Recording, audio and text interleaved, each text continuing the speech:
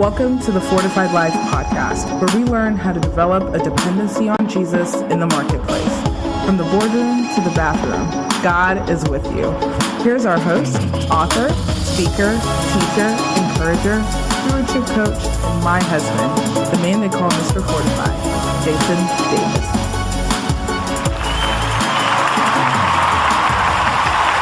What's going on, everybody? What is going on? Welcome to the Fortified Life podcast. My name is Jason Davis, aka Mr. Fortify, and I'm excited to be back for another episode. Here on the Fortified Life, we talk about how we build our dependency on Jesus and the marketplace.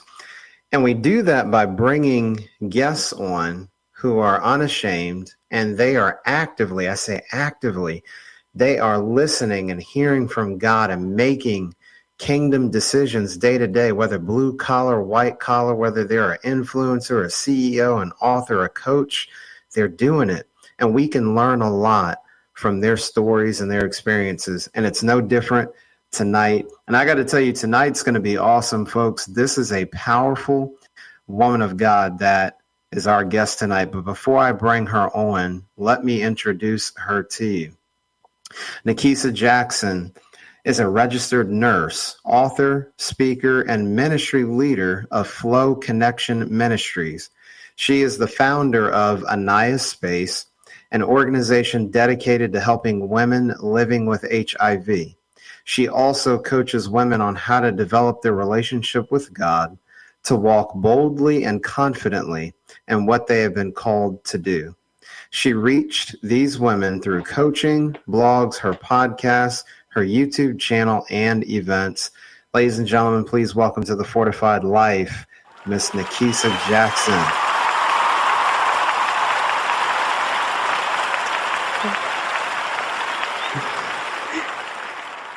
What's going on, Nakeisa? Hi, Jason. I'm so excited to be here on your podcast and to just share tonight. So I'm doing well on this Wednesday evening. How are you? I am good. I love it, Nakeisa. This has been a long time coming. Folks, you all just don't know, Nakeisa is one of my favorite people. She is a powerhouse, and prepare for some wisdom to get dropped tonight. So, Nakeisa, God has graced you to have your hand in so many different things. You know, being a registered nurse, author, a speaker, a minister, and the founder of a nonprofit. But Nakeisa, it wouldn't be right if we didn't take a trip back. One of the most powerful things about your story is your testimony. So just unpack that for us a little bit, how your testimony plays a role into everything that you do now. Yes, so I would love, that's a really great question. And just thank you for the accolades. I feel like you do a lot too. So it's always good to watch what you do, because I know, like, okay, I'm not alone in this and all the things that God has called me to do. But I will take it back to where I first started even thinking I had something to share. And so this was my first year of college. And I'm 18 years old. It's my first time being out of my parents' house, and I'm just excited. I go to school right down the street to Alabama. I'm from Georgia, originally from Atlanta, and I still live here. And I went to Alabama. I went to Tuskegee. I had a good time. It was a really new experience. But in the middle of my first year, something shifted for me. And what that was I started to not feel well maybe January. It was second semester of my first year. And I didn't feel well, and I didn't know what was going on. And, you know, we're in dorms, so I'm like, everybody's getting sick, but nobody around me was getting sick. I had like flu-like symptoms. And so people were helping take care of me, because I was the only one sick, actually. And a few months later, I went to the health department, where they test you for everything at the health department if you've never been. And I was used to getting tested and doing things like that, because that's one of the things that I was taught in sex education, was to get tested. That's all I knew. So I was comfortable getting tested, and I didn't think anything of it because I had never gotten a call before. So I'm thinking that everything is fine. There shouldn't be any issues. But I got a call back from a gentleman a couple weeks later, And he started asking me these questions. I didn't know what he was talking about. I started feeling confused. I was anxious. And I was like, what is this man talking about? Why is he call? I've never gotten these call back. And so he was like, I need you to come in as soon as possible. So that whole night, I was just like, could not go to sleep because they tested me for everything. So eventually I convinced myself that it was small and he just doing routine so I could sleep. And the crazy thing about this story is that I don't have a car, number one. I think when I went there to get tested, I had got transportation from the school. So I didn't have a car to get there at 8 o'clock in the morning. So I had to coordinate some stuff. So I'm asking people. I asked somebody for their car, and then I asked somebody to drive me because I had a license, but I just wasn't that good at driving. And I was also nervous, so I didn't know what was going to happen. And I remember I walked in, and I'm sitting in the doctor's office, and they take me to the back really, really fast, like super fast. And I'm like, something's not right. And this man starts reading off these test results to me. And then he pauses, and he says, your HIV results are positive. And in that moment, I'm a 19-year-old girl. I literally just got saved 2 months before I got my diagnosis. And that's the part of the story that sometimes does not come out. So I just got saved. So I just discovered who God really was. Like I just got baptized. So I'm very new to walking with God, new to Christianity, new to this life. And I'm like, what just happened? And I remember this man just continuing to talk to me and talk to me and talk to me. And I got up in the middle of him talking and I walked out because it was nothing else that he could say, because all I knew was what I heard about HIV, that you weren't going to live long, that you like just all these myths, that you were timid, that I didn't think it happened to women. I thought it happened to either like older women or men. I never knew a woman at 19 could get, like, I didn't think it could really happen to me. And so I just remember me walking out and him trying to convince me to go back. So I went back, but it took a few days for him to get all of the information that he needed from me, because it was just so overwhelming because I didn't know where to go. I'm in this small town. It's not a lot of resources. They're not giving me a lot of information. He doesn't have a lot of compassion. I feel like he just wanted to check mark his paperwork. And it came down to the realization of like, okay, it's just me and God, because I just met God and I know God is real. And I'm like, I don't know what to do in this moment. Like, do I prepare to die? Do I prepare to live? Like, it's so many thoughts that go through your head. And I remember I went to God in prayer. And this is back, Jason, if I could be honest, this was back when people would say you can't hear from God yourself, which we know is not true. That's back when I was going to a regular, like, I think non-denominational church, and nobody talked about hearing the voice of God for yourself. Nobody talked about the prophetic. Nobody talked about any of these things. But I knew for a fact that I could hear from God. Even when I first got saved, I knew. And I remember God said to me, I said, God, why would you save me if I was just going to die? Like, it was no need to save me. You could have just left me in the world. I didn't have to have this experience with you. You could have left me alone. I just remember being very upset because I'm very new. So I'm still thinking God's a genie. I'm still thinking that because I'm saved, nothing should happen to me. Nothing bad should happen to me. Like, everything should be good because I got God, I got Jesus. So there's no reason for anything bad to happen. And what God spoke to me about, he said that I'm going to use this. I'm going to teach you how to live, because you're going to live and you're going to make it, and you're going to overcome this. And he started to share with me all these amazing things that I would do. And here we are at 2023. I'm living them out. But back then, as a first-year college student, I said, I will never tell my story. I will never share my testimony. I will never tell people that I'm living with HIV. Why would I do that? Young Black girls don't share their stories. You don't talk about HIV. It's taboo. I'm from the Bible Belt. You don't even talk about having sex. And I wasn't even saved, and I knew better than that. So it was very tough to navigate. I want to say those first years, it was just hard to navigate because I didn't have an example. I had little like things I would say like breadcrumbs that I would follow. So like, I found one girl who had a book. I found out about one conference that I could go to. I found these little pockets of spaces where I could see people who looked like me, but I didn't have a close relationship with anybody that looked like me, that was living with HIV, that met the same demographic. So it was a very difficult thing just to navigate during that time, especially with the state of just the world and where I was in life, like being a young college student, fresh out of high school, not knowing what to do. My goodness, Nakeisa, you're 19, you're brand new to the faith, and then you get this type of diagnosis. I can't even imagine the level of emotion running through your mind. That's just unbelievable. And like you said, fast forwarding to 2023, where you are now encouraging other people and telling your story and your testimony. Like, what was the turning point for you? Because we know you know, as far as being a nurse and then eventually becoming an author and a speaker. So what kind of set you down that health path? Like, okay, this is the condition I have, but I want to start living my life, and what am I going to do about it? What was kind of that turning point in the midst of all that emotion for you? So that's a really, really great question. So what led me down this path of health was actually God. So once I got the realization that I was going to live, I started to all of a sudden feel like I was supposed to go to nursing school. I was in school for construction management. I wasn't thinking about being a nurse. I wasn't even considering it. And then God told me I need to transfer and come back home. Like, you need to go back home. So I ended up coming back home to Georgia State. And shout out to Georgia State Nursing School. It's one of the best nursing schools ever, okay? I just want to say that. It's one of the best nursing schools, and it's one of the hardest to get in. And so when he told me to do this, I was like, there's no way that I'm going to get into this nursing school. So I got into nursing school, and then I became a nurse.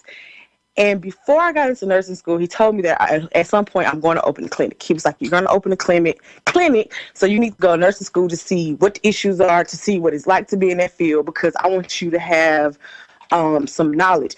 And that started off one way of me learning how God works with me, because usually he makes me go do it first before I can like outsource it and get other people to help me.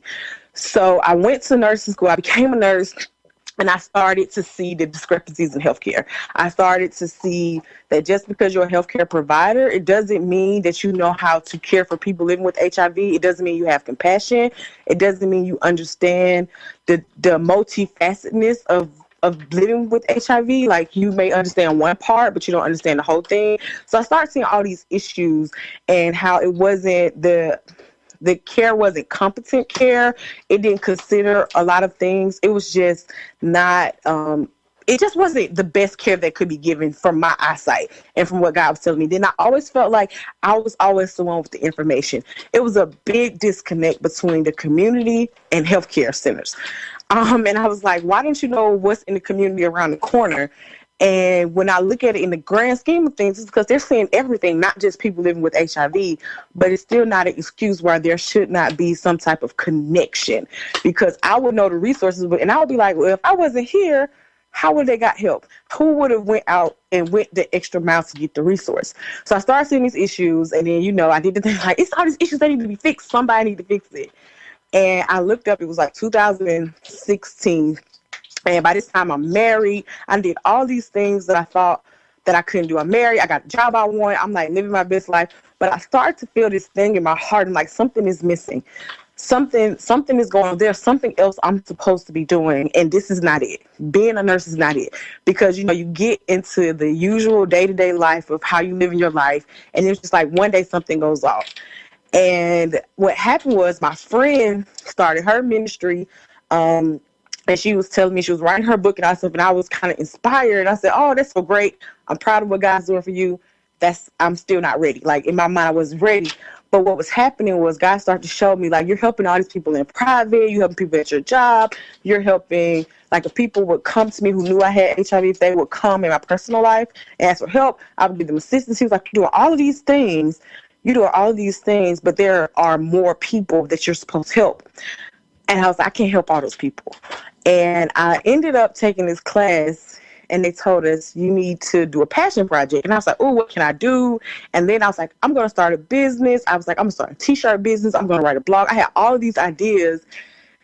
And I sat down with a business coach, and he was like, the idea you need to run with is you need to tell your story about living with HIV. And I was like, I don't want to do that. And I just kept saying, I don't want to do it. I kept saying, I don't want to do that. I don't want to do that. And then I said, okay, I'll just write a piece of a book. So I wrote the basic testimony of going into the doctor's office. And one person was like, "You're a great storyteller." And I promise you, I just ran with it and I wrote the book. Wow. My goodness. And that's actually a perfect segue, Nakeisa, because I was going to get into that. So I believe it's A Lover's Journey, the name of that. And just talk about, I know you were hesitant at first, but what is the book about, and what do you want readers, and yes, readers are leaders, but what do you want the readers to know most about this publication? Okay, so I have two books. So my second book is A Lover's Journey that I just released. And I would say that while that's not the book with my direct testimony, my direct testimony is a book I wrote called Life After HIV Removing the Mask. I think A Lover's Journey is a good book to talk about because it encompasses that testimony. And so the biggest takeaway I want people to know about my book, A Lover's Journey, is understanding that it is a journey and it does not stop. Learning how to love yourself and see yourself in the way that God sees you is a lifelong journey. I don't think it ever stops because once I got this HIV diagnosis, I had to really learn how to love myself more than I've ever had to love myself before, because I know what they were saying about people living with HIV. I know what they said about women, men, children. I knew about the stigma. And I just refused to let that infiltrate me and infiltrate my mind and then stop me from the things that I knew I was destined to do, because I'm in college. I'm going to graduate. I'm going to nursing school. I have all these amazing things happening. I'm not what people are trying to portray. Right? I'm not any of those things as far as what they're saying in the media, what people are saying that don't know me, who just got myths about HIV. So I was like, I got to really learn how to love myself at the core. So the biggest takeaway is really that it is a journey to really love yourself. And this book, A Lover's Journey, will really help you break down love, what God says about love, my own journey of what I used to think love was, and then really just using that to discover your purpose and what God really wants you to do. Because I took that journey and I started that journey, that's how I discovered that I was supposed to start a nonprofit, that I was supposed to write books, that I was supposed to minister, all these things that I don't think I would have been able to do that without love, because I wouldn't have felt worthy enough and I wouldn't have felt like God could have chosen me of all the people he could have chosen. So that would be my biggest takeaway from that book. Love it, folks. You need to make sure you get a copy. I know I've got mine. So Nakeisa, are both books, are they available on Amazon, or where can people get them? Yes, you can get both books on Amazon. And if you go to my Instagram page, I do have a bundle where you can get 2 signed copies and a bookmark and some other things directly from me, but they are both on Amazon. So feel free to go in there and grab your copy. Okay, now y'all heard straight from the author, right? You want a signed copy. She just told you what it is and where to get them. So make sure. We'll have all this in the show notes too. Ladies and gentlemen, so don't worry. You're like, oh man, what did Nakeisa say? Where do I get it? We'll have it in the show notes. And that's the beauty of going back and listening to something on demand like a podcast. Yes. So Nakeisa, there's just so many threads. Every time I've been fortunate to hear your story in multiple contexts over the years. And what I love is just the resiliency, and stemming from you know, Scripture tells us to love your neighbor as yourself. And so you really went down that journey, and then developing the courage and the boldness. So we have the path of being a registered nurse. Then we develop the courage to write the book. And then you start a nonprofit. It just continues. So talk about just the idea for that and how Aniyah Space developed. Yes, I would love to talk about that. So with my first book, I wrote my first book, Life After HIV Removing the Mask. And while I was preparing for the book signing, I was like, this is a perfect opportunity to educate people. So I turned it into an educational event. I found community partners and things like that. And when I finished the event and I got all the proceeds from the book sales, God was like, okay, take that money and start a nonprofit. I heard it very clear. I did not know what it was going to be called. I didn't know anything. But he was like, start a nonprofit to help women living with HIV. And that's pretty much all I knew. So it was kind of like one of those obedience things where I have a prior experience in business experience. Because I've like worked for my uncle. I have a family of entrepreneurs. So I know the basics of starting a business. I know how to go find your name and all that stuff. So I did that because that's the knowledge that I had at the current time, right? So I did that. I got all the paperwork that I could get with the amount of money that I had. And I just kind of sat there and I was like, I don't know what to do now, God. All these people are asking me to speak. People are asking me to come out of state to do vendor events, to sell my book. And actually, I think I'm good with just writing the book. So what I'm going to do is I got this nonprofit like you told me to, but I'm going to sit it down, right? I'm going to sit it down because I don't know what I'm doing. And I don't want to look like a fool. I don't want to embarrass myself. And wasn't the book enough? And I was like, the book wasn't enough. It was just the start. You sharing your story about HIV wasn't even enough. Like, it's time for you to take this to the next level. So I said, well, God, like, what am I supposed to do with this? And he was like, he really reminded me of my life experience, what I went through when I was diagnosed, of having to navigate things by myself. I had to navigate the healthcare system by myself. Like, it was a lot of things I had to navigate by myself, a lot of education I did on my own that I did not know prior to my diagnosis because I needed to find out the truth about HIV. I had all of these resources, and because I'm the type of person that when she needs something, she's going to go find it. I had made all these partnerships in the community. So I started finding places. I started finding these women that were living with HIV. And because I shared my story so publicly, which I don't think I mentioned, before I put out a book, I shared my story on YouTube. My inbox started flooding with women. Like women from different countries, different states, different areas, women that looked like me, women that didn't look like me. And I didn't know what to do with it. My inbox got crazy. I couldn't respond to everybody. And I was like, what am I supposed to do with all of these women? And I put them in a group. And I said, I'm starting a support group because that's all I knew. So in the beginning, A Nice Place was just a support group where we went live once a month. It was nothing in person because I did not know what I was doing. And God just began to tell me that the purpose of the organization is really to provide holistic care services, meaning we don't just look at if your physical health is okay. We want to look at your emotional health, your mental health. We want to look at if you have housing, do you have food to eat, things like that, because there are so many factors that stems around having an HIV diagnosis. And what I found in my own research is that mental health is very important, and then also social support, because social support and having make sure your mental and emotional wellness is well. It helps you stay in care. It helps you stay connected so that your physical health won't suffer as a result. So once I discovered that, I just took all that together, and of course with my nursing knowledge, to build out this social welfare kind of organization that's now moving towards getting a building, being able to build out the actual clinic part that God told me about well over 10 years ago when I was first diagnosed.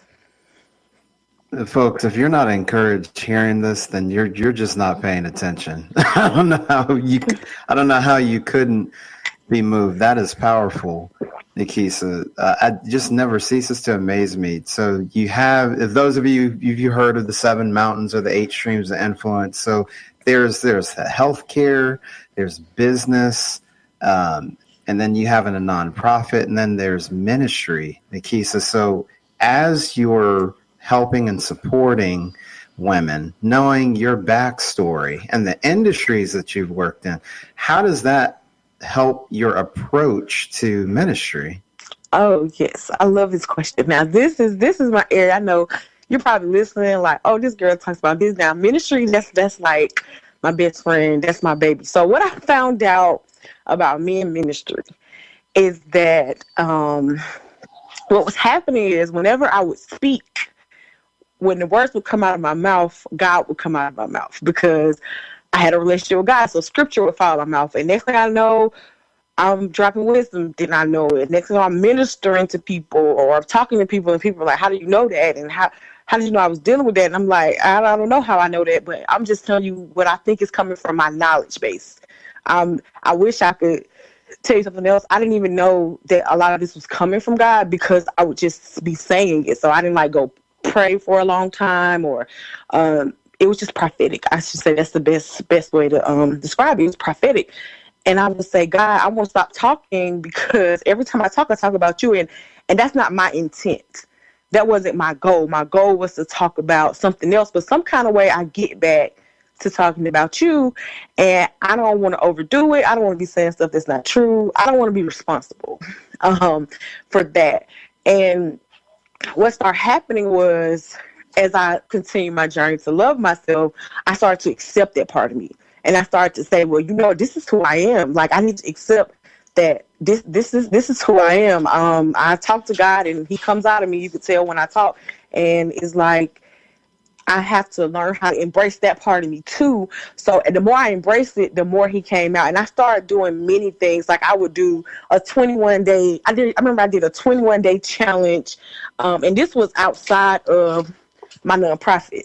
So I would do this like under maybe my book brand or something. So I did a 21-day challenge about how to get redeemed, like how to allow God's love to redeem you. And I was like, I don't know what's going on. I did a 7-day journey to love yourself, like a self-love challenge. I started doing these creative things to help people learn about God, because that's how I connected with God.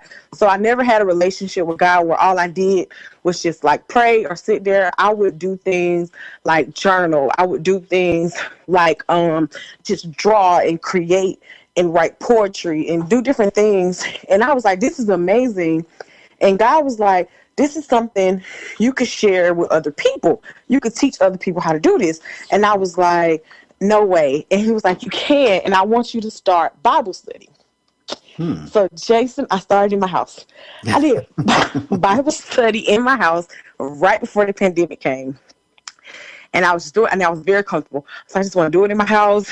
I had a couple people come over. I would make food, and we would do it in my house. The pandemic hit, everybody was staying in their house. So then I was like, what am I supposed to do with this? And I spoke to my spiritual leader, and she was like, it's just time for you to share in another kind of way. It's time for you to start ministering. So what I did was I started just a simple prayer call. Well, I guess I shouldn't say simple, but I started this prayer call, and I launched a ministry. It's called Flow Connection Ministries. And we still do different, like, unique things, but we do like worship calls. We do these things called obedience nights, where we just get together and talk about what we're supposed to be doing and how we're going to make sure we actually do it. We do prayer calls, and we've had like a couple of like challenge, like virtual events.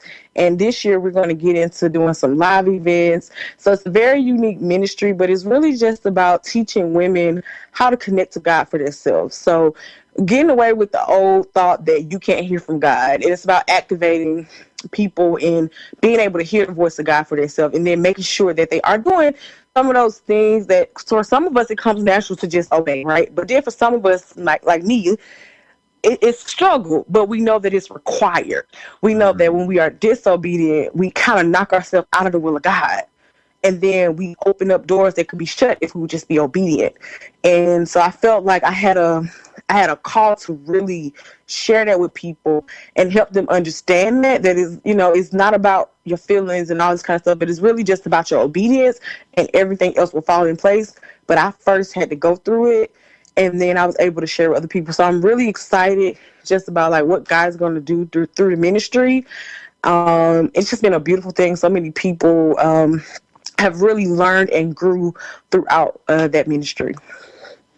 Wow, that's so awesome to hear, Nakeisa. And you could just tell when even in answering the question, I was like, man, did you all hear the shift in her voice? She said, oh, let me tell you all about what God has been doing from the ministry perspective. I love that, Nakeisa. My goodness. You definitely want to keep track of Flow Connection Ministries and everything that Nakeisa is doing. We'll have links in the show notes.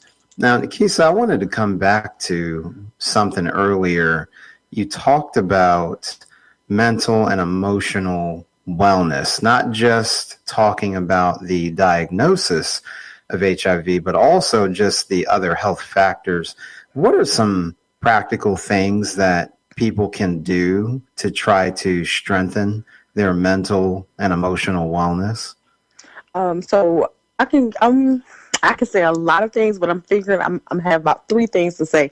The first thing is I would say is that we all have to be self-aware, and that may not be the easiest for everyone, but one thing is just always checking in with yourself. Like, how am I actually feeling today? How am I actually doing today? Have I been rested? Did I sleep well? Like, really taking a look at yourself, because sometimes we're getting overwhelmed and we are being super hard on ourselves because of other factors. So, for example, I'll give you a real example. You've been up all night working on your business. You get 3 hours of sleep. So in the morning, you're like, I gotta go. But you're really feeling anxious and worried, and you really need to rest. But because you didn't check in with yourself, you're just continuing your cycle. So it's really like you've been up for days and days and days nonstop, and you haven't really had a break. And then if you're anything like me, sometimes, like, I like to be productive. So when I'm not productive, sometimes I tell myself I'm being lazy. But because I check in, I can rectify it and say, no, I'm not being lazy. I've been working 3 or 4 days straight. I've been out of town. I had a speaking engagement. I've done all this. I haven't rested. And so then I can overcome the battle of the mind. So the first thing is really just checking in with yourself. And the second thing is journaling. I don't care if it's just one line and you say today is hard, or one line today is great, or I'm thankful for life today. But really getting your emotions out of your head and getting them on paper and keeping a record is very, very helpful, because you can go back and look and say, hey, at the top of February, I was feeling really sad, but it's March 1st and I feel much better because I changed how I ate last month, or I took more breaks last month, and now I feel so much better. And then you can kind of discover what helps you, right? When you felt happy on Valentine's Day, what made you feel happy, right? When you felt happy because it was Friday, was it because it was Friday? And then you could start seeing a pattern with your life. Like, from doing this, I learned my energy levels are better in the evening and later in the week. So you know what I did? I changed my schedule as a result. So it helps me navigate some of the things that naturally happen with me and my moods and how I feel throughout the week. But also it helped me make sure that my mental and emotional wellness was okay. Because so then if I seen like, hey, it's been 4 days and you haven't been feeling that well, maybe today is a day to do a self-care day, which is my third tip. I always make time for self-care. Like, I don't care if you just need a day where you sleep all day and eat popcorn and watch TV. Because, like, do not let your finances, your friends, your family members, no one around you stop you from having a self-care day. At least, and that's the bare minimum, once a month. I really feel like you should do it once a week, but I understand. So once a month, just a day for you, like the same love you give to your children, your spouse, the people around you, your loved ones, you have to give it back to you and take care of yourself, because as the cliche goes, you can't pour from an empty cup. So if you've been pouring and your cup is empty, what have you really been giving? Have you really been giving them the God in you like you say you have, but you're depleted? So how could you've done that? And everybody won't notice it, especially if you're the strong friend, or if people see you doing a lot and they look up to you. They don't really know when you're struggling, and you can't expect them to know, but you can start to discover the cues that you give off of when you're struggling. And it's just important that you take care of yourself, because you have to prioritize it.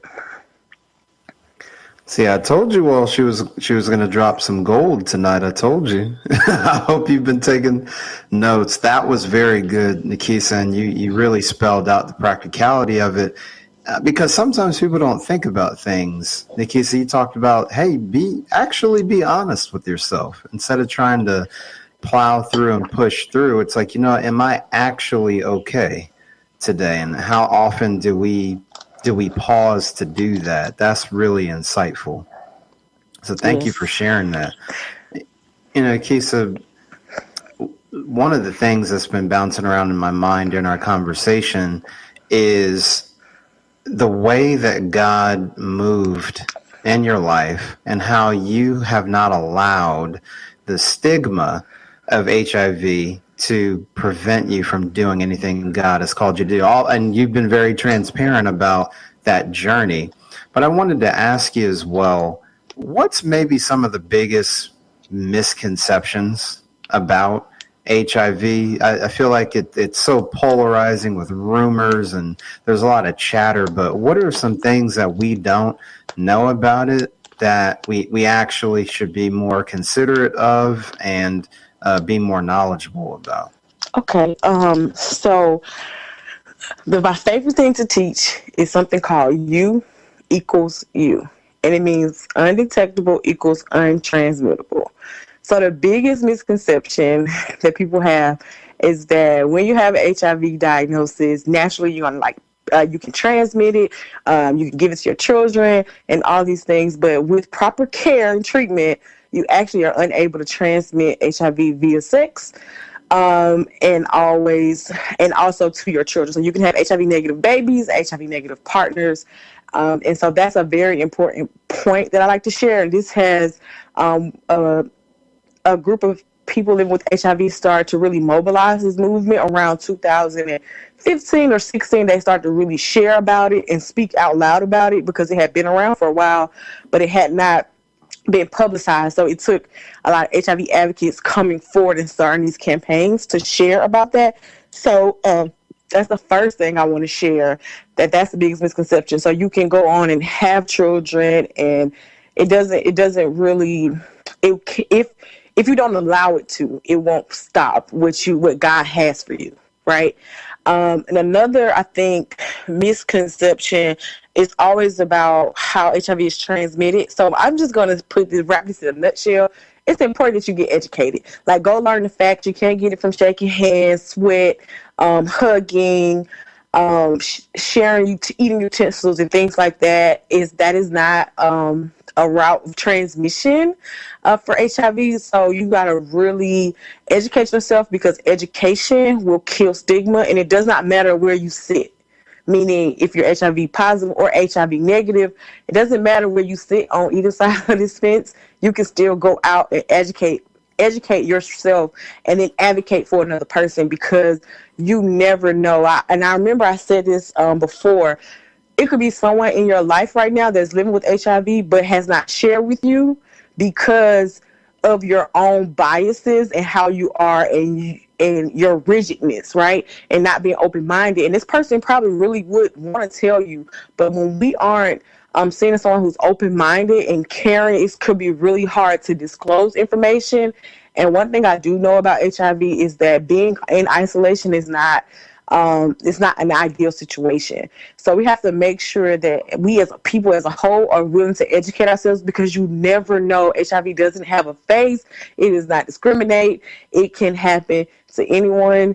And it's important that we as a people all combine together to really combat stigma, so we don't have these misconceptions and lies that happened, that were going on way back in the 80s and early 90s, that we've learned so much information in 40 years, because it's been like over 40 years now, and we have so much information, and it is amazing the things that they have found.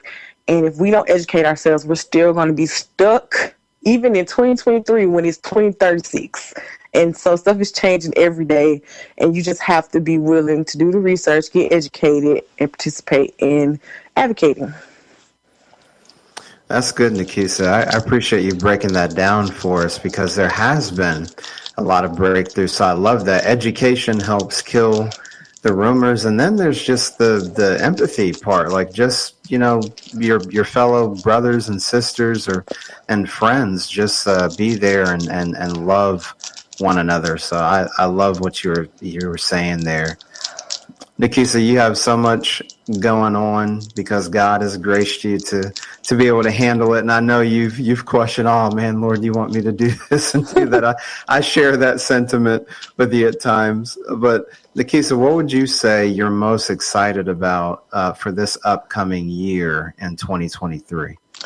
And this is going to be something that I've kind of shared and teased a little bit on my Instagram, but I haven't actually shared. So I'm excited to share it here, because I finally finished my step 1 in obedience to this. But what I'm most excited about this year is just creating content and producing content. So I have written some poetry, And apparently, I kind of feel like you, Jason, it has to be an album. So I'm like, I don't know how I'm going to do that. Now, I have snuck and done poetry on my podcast before, which I've put down. I need to pick it back up. But I've snuck and done it on there. I used to do this little segment and like throw a poem at the very end. So it's like if you listen to my whole podcast, you can catch it. And I did it for like 2 years. And then God was like, no, it's time. So he started telling me last year. So I finally got to the 10th poem because he was like, just do 10. He gave me a theme. And so it's going to be entitled, I Am Not Fragile. And it's going to be 10 poems behind some beats. And so I haven't got really far in it, but I'm really excited to get that out. And also I wrote a play and I have more books to come. So I'm just really excited to create content. It's just the next step. God's been telling me for a couple years that I'm just going to be a content creator because I would get frustrated in my own gifts of writing because I used to feel like I just write everything. Like, why do I keep writing all these books and they ain't out yet? Why I keep writing all this stuff? It's not out yet. Why I'm creating all these things? And God was like, this is the year to produce a lot of things I created in years before. So that's what I'm most excited about, just to create, and most excited about the poetry album because it's something new. I've never produced music before, so or portrait music and behind it. So I'm excited about it. And I'm excited for you. Listen, folks, people debut things here on the Fortified Life. It's about the third or fourth time somebody was like, wow. Well, Jason, I'm going to go ahead and I'm going to break this here. So listen, that's why you all got to tune in. You never know what our guests are going to bring. They bring freebies and debut books and podcasts. I love that, Nakeisa. And I know I'm looking forward to your poetry as well as some of the other plays and things you're going to write. And I will definitely be praying for you. It reminds me, Nakeisa, because about 1.5 years ago, I did my first song as well. And it was some spoken word and poetry. So I remember I share that with you. I'm like, Lord, I don't know. But when he gives it to you, he gives it to you. Yes.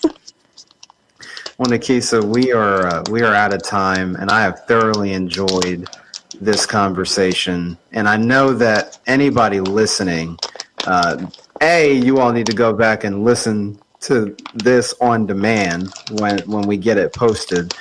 But Nakeisa, where can people reach out to you? How can listeners connect to everything that you're doing?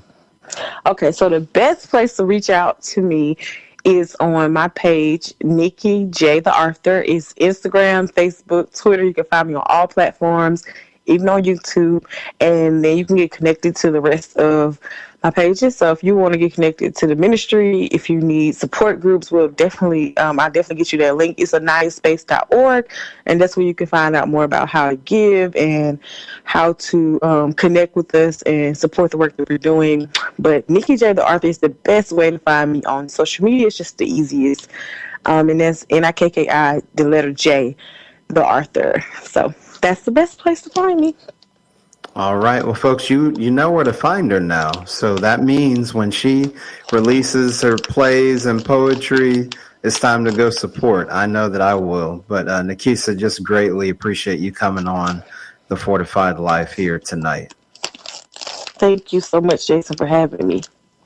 For sure. Folks, you know how we leave things. That's all we have for tonight, but we'll be back for another week, another episode, another person who is unashamedly living out their faith in the marketplace. From the boardroom to the bathroom, God is with you. Don't compartmentalize your faith in the marketplace. We'll see you next time on the Fortified Life podcast.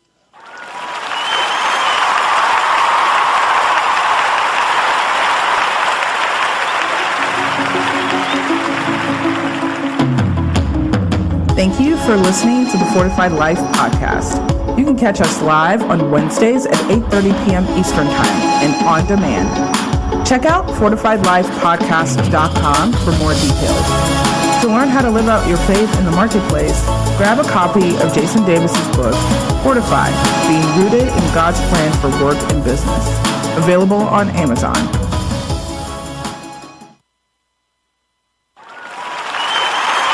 You're listening to Your Slide Worldwide Podcast. You've decided to move and picked the neighborhood you prefer, but how much home can you afford? Which loan term is best? Start by contacting an Arundel Federal Savings Bank loan officer to get the numbers you need and a pre-qualification letter to present to your realtor. No cost to you. Whether building or buying, Arundel Federal wants to be the local community bank that you trust and think of for your home mortgage. Contact us today at arundelfederal.com. A pre-qualification is not a loan approval or commitment to make a loan. Additional terms and conditions apply. Member FDIC and equal housing lender at MLS number 671636. Everyone loves TV Dad. On the next TV Dad, presented by Progressive, TV Dad explains becoming a man.